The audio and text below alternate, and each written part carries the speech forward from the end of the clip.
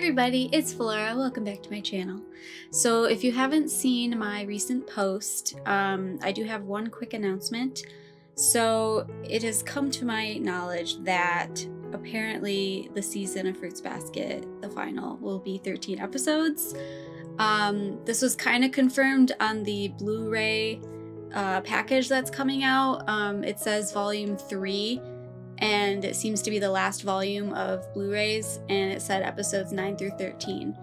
So I'm pretty sure that's what we're gonna be dealing with. Obviously I have my own feelings about that, but I still am excited and I still think they're gonna pull it off. I'm just interested to see how they're gonna rearrange things, and I definitely plan on doing some Fruits Basket videos comparing the anime and the manga, and if they skipped anything, I'll be making those videos after the series finishes airing. Alright, so today's video will be about episode 7, which is coming out on Monday. I do have the preview images up and ready. I actually looked at them ahead of time and rearranged them how I think they'll show up. I tried to do an order of the manga. Looks like we're volume 16 and 20 today. So yeah, let's go ahead and get started. Okay, as we all know, the most recent episode ended with quite the cliffhanger, straying a little bit from the manga. It seems like they kind of incorporated two scenes. The one where Toru was afraid to speak her feelings to Kyo, and also Kyo's nightmare, sort of. So I'm not sure how they're going to open up episode 7, but I have a feeling they're going to start with the Kyo and Kyoko stuff, just because that was what recently happened. So this first picture, he's so cute. I was looking throughout the Kyo and Kyoko content, and I know a lot of people are worried that the anime is not going to show Kyoko's backstory. I still feel like they might show some of it. I'm not sure about the whole thing, but this scene here, they're definitely going to show some of it when they're actually talking in person.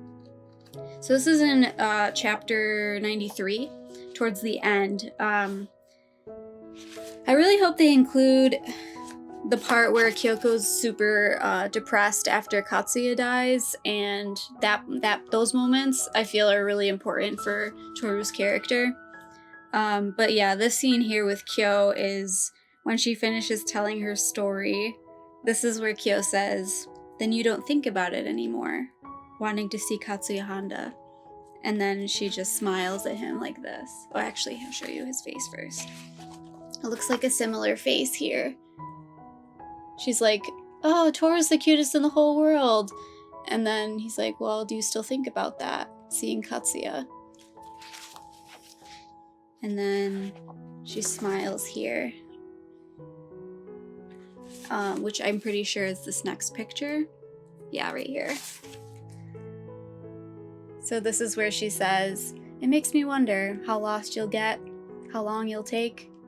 It can be hard to find your own answers."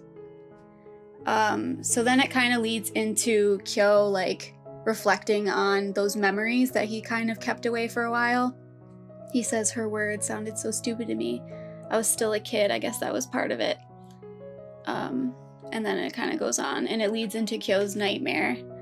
So I'm pretty sure they're going to include some of that, because I mean they kind of included part of his nightmare last week when they showed Kyoko on the ground and him kind of being in shock.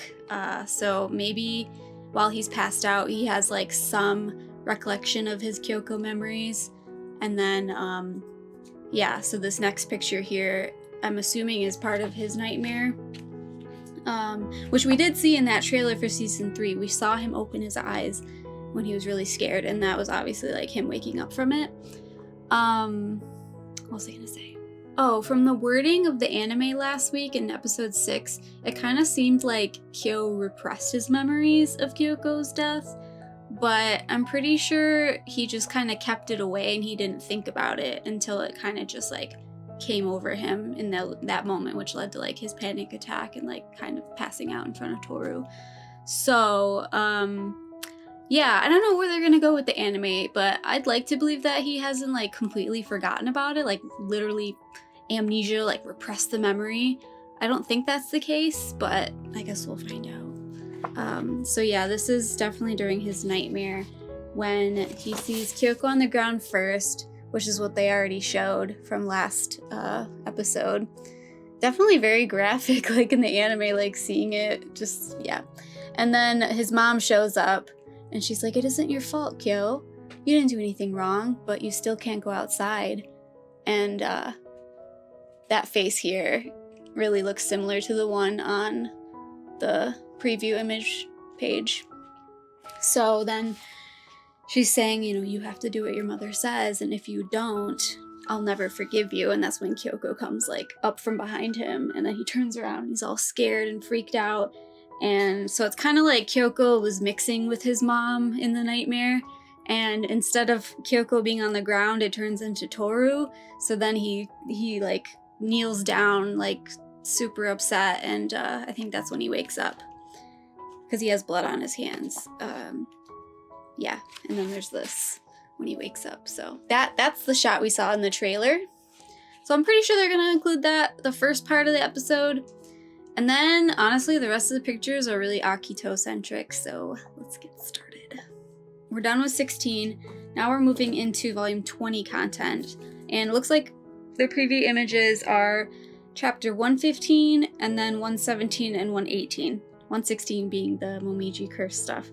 So they already did that.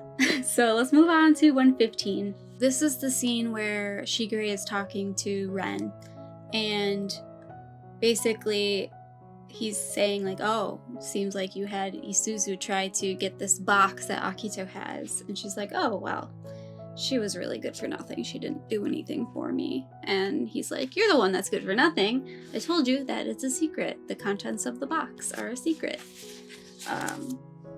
So yeah, this matches pretty well here. And so basically, Shigure is the one that told Ren about the box.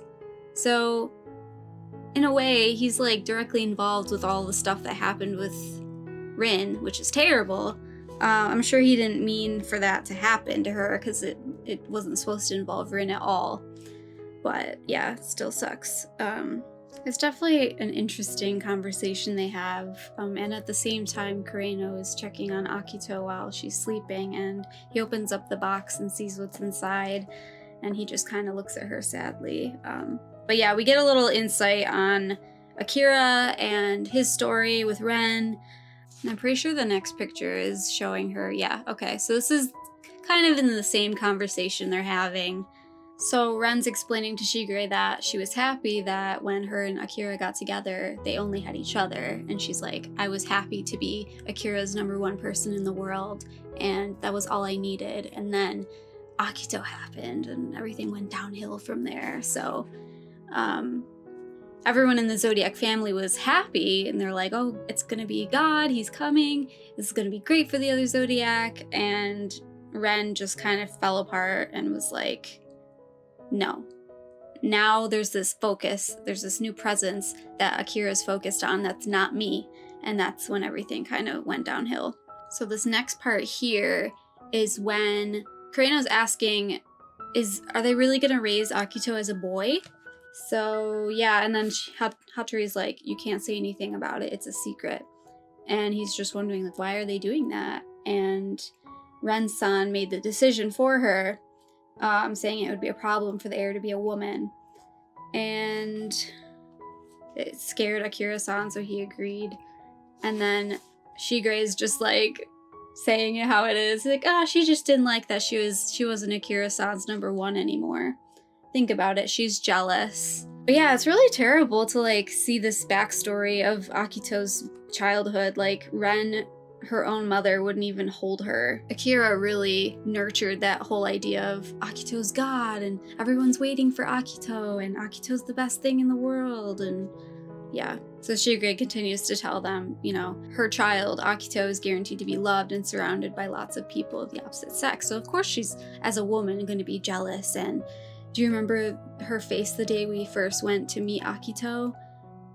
She kind of broke down and was like, stop treating that baby like it's something special. It's just a normal human being that doesn't have any powers. So this was kind of her like screaming out saying, I'm right here. I'm here, Akira. Look at me instead of Akito. I don't know. She's crazy. Yeah, so this is probably in the same scene. He looks so cute. I love seeing Kureno. I wish he could have like had more time with the other kids, because I mean, I guess he did when he was little, but then when he hit middle school and his curse broke, he kind of had to distance himself from everyone else, which is very sad. All right, next one. Okay. So this is where the episode's gonna get really intense.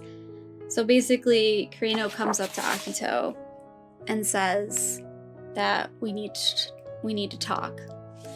And Akito starts off by saying, I was happy when I met Yuki, because Akito could still show off being God in front of everyone, in front of the other Zodiac, and even though she was hurt by Ren's words, she could still have that in her mind.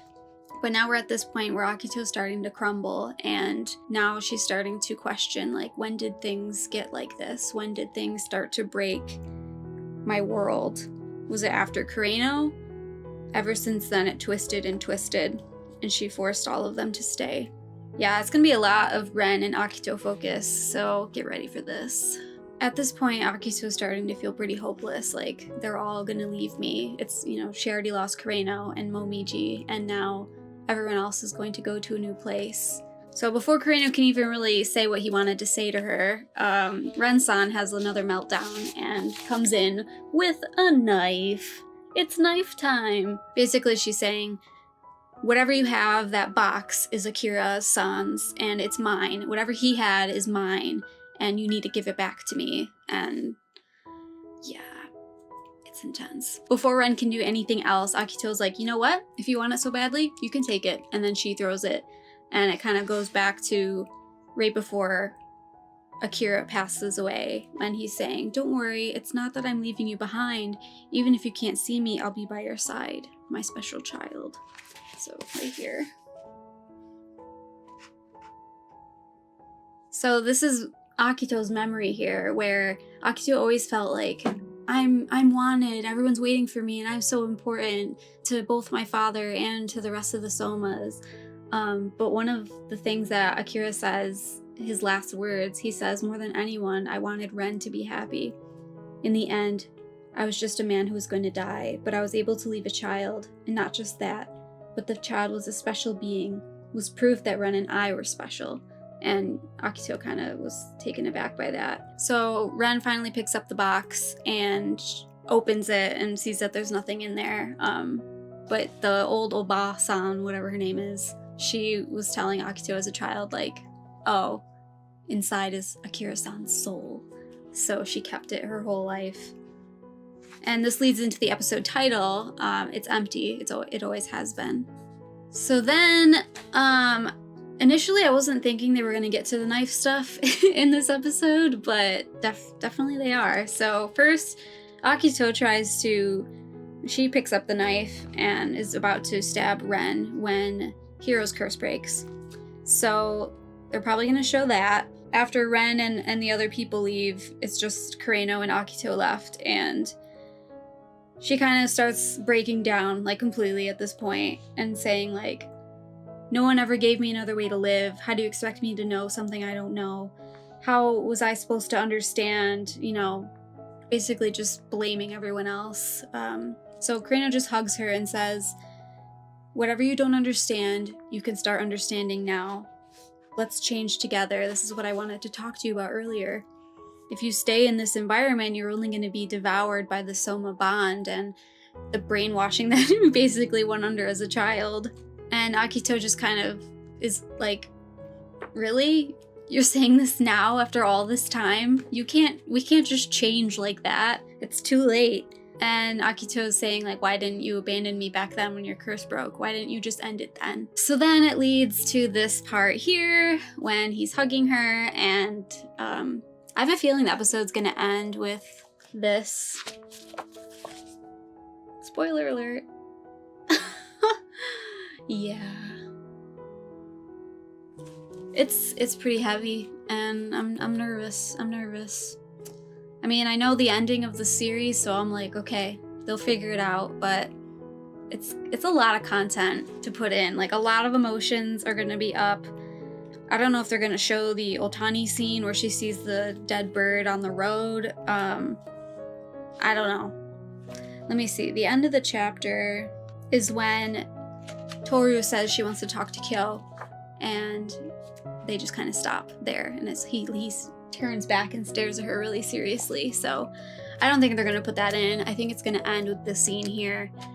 Another cliffhanger. I have a feeling the rest of these episodes are gonna be really cliffhangery because there's so much content to put in. So I'm kind of like nervous, but I feel like even with the shorter season, I think they're still gonna pull it off and it's gonna be good. Yes, I'm sad that it's not gonna be a full season. Like, there was definitely content for almost a full season and then maybe a full one if they added some stuff, but they're really condensing it now and putting a lot of stuff in each episode, so we're in for a bumpy ride. It's gonna be emotional, but it's exciting, and yeah, I can't wait to see it.